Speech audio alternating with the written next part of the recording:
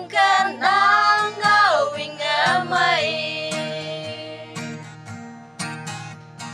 si pusin mangkia mungkin chúng ni yon buông như hơi hi ba không xin chinh này anh bay nó cái gì có vong nàng ngờ ya yên phải xin nhảy xưa sắp trong sơ về gần bờ ba để chăm xin ngay nghe lời yên đi hôm nay không không bao giờ vào nắng mịt lấy hai nắng nhơi ngó trái gần bay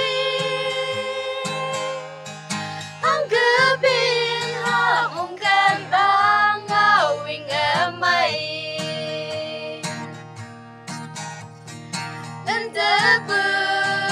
như hai ba là nơi ý cho bua ở tiếng dòng sẽ make phi ong ở đây nắng kia ha đâu có từng như mà yêu ai cần bu bao vây nông ở yêu em một lo sợ chỉ bua xin hãy nghe lời yên lý hôm nay không không bao giờ vào nắng việc lấy hai nắng nhơi ngó chờ hai cơn bay hang gabin ha mong ganda ngawing amay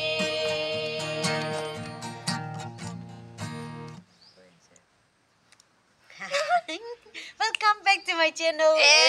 Subscribe.